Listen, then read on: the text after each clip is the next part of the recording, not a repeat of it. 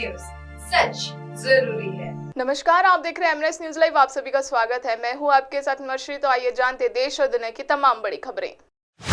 बस 99 रुपए में देखे कोई भी फिल्म, नेशनल सिनेमा डे पर भारी छूट। दरअसल नेशनल सिनेमा डे एक बार फिर लौट आया है। बीते साल पहली दफा इस खास दिन को सेलिब्रेट किया गया था, जिसे दर्शकों का जबरदस्त रिस्पांस मिला था। अब multiplex association of India MAI साल 2023 में भी नेशनल सिनेमा डे सेलिब्रेट करने जा रहा है। देश भर के सभी थिएटर्स में इस खास दिन पर टिकटों के दाम गिराकर बेहद कम कर दिए जाएंगे।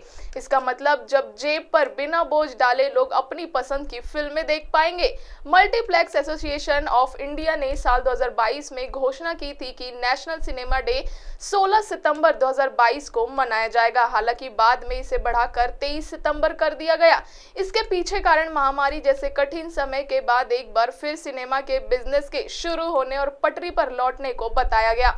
बीते साल लगभग 65 लाख लोग नेशनल सिनेमा डे पर थिएटर्स गए थे। साल 2023 में नेशनल सिनेमा डे 13 अक्टूबर को देश भर में सेलिब्रेट किया जाएगा। मल्टीप्लेक्स एसोसिएशन ऑफ इंडिया पर इस साल सभी छोटी बड़ी हिट फिल्मों की सफलता का जश्न मनाया जाएगा, जहां सभी उम्र के लोगों को इनवाइट किया गया। टिकट बुक माई शो और पेटीएम समेत किसी भी ऑफिशियल नेशनल सिनेमा चैन वेबसाइट से बुक की जा सकती है। नेशनल सिनेमा डे पर टिकटों के दाम की चिंता करने की कोई जरूरत नहीं है, क्योंकि किसी भी फिल्म को देखने के लिए 100 रुपए से भी कम खर्च होने वाले हैं।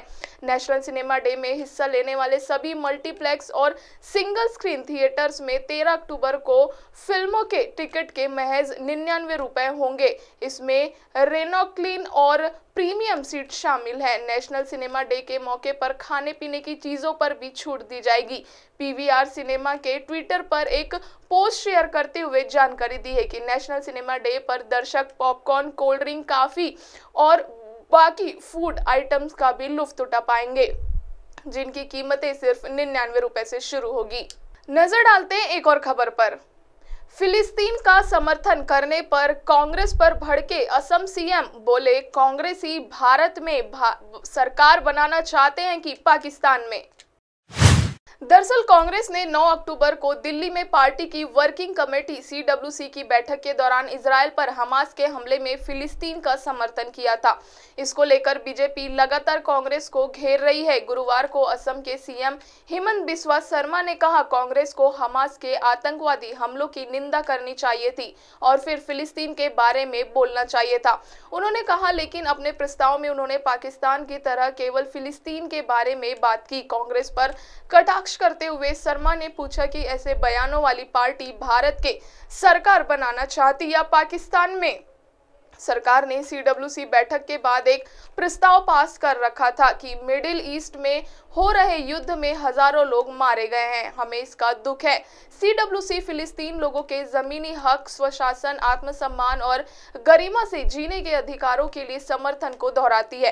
कांग्रेस के इस प्रस्ताव पर केंद्रीय मंत्री प्रहलाद जोशी ने उसी दिन कांग्रेस पर आतंकवाद और आतंकी संगठनों के समर्थन का आरोप लगाया था। उन्होंने X पर लिखा, इस रुख के साथ इंडिया गठबंधन की सबसे बड़ी पार्टी ने खुद को देश के सामने उजागर किया है। कांग्रेस देश और उसके नागरिकों की रक्षा कैसे करेगी जब वह खुले तौर पर हिंसा के साथ खड़ी है। नजर डालते हैं एक और खबर पर। भारत ग्लोबल हंगर इंडेक्स में पाकिस्तान बांग्लादेश से पीछे, दुनिया के 125 देशों में 111वां स्थान मिला। केंद्र सरकार ने रिपोर्ट को गलत बताया। दरअसल ग्लोबल हंगर इंडेक्स 2023 की लिस्ट में दुनिया भर के 125 देश में भारत को 111वां स्थान मिला है। गुरुवार को जारी की गई रिपोर्ट में भारत के पड़ोसी देशों की स्थिति बेहतर है। हंगर इंडेक्स की लिस्ट में पाकिस्तान की रैंकिंग 102, बांग्लादेश की 81, नेपाल की 69 और श्रीलंका की 60 है। भारत की रैंकिंग में लगातार तीसरे साल गिरावट दर्ज की गई है।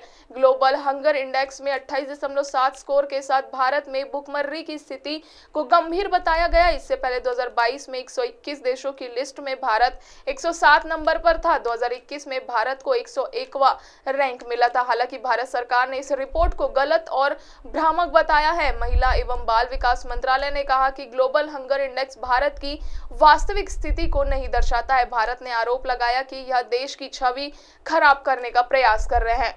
केंद्र के मुताबिक इस इंडेक्स के 4 में से 3 इंडिकेटर बच्चों स्वास्थ्य से जुड़े हैं और पूरी आबादी का प्रतिनिधित्व नहीं करते। वहीं चौथा और सबसे महत्वपूर्ण इंडिकेटर ओपिनियन पोल पर आधारित है। 2023 की रिपोर्ट में कहा गया है कि भारत में बच्चों की कमजोरी की दर 18.7% दुनिया भर में सबसे ज्यादा है। यह अति कुपोषण को दर्शाती है।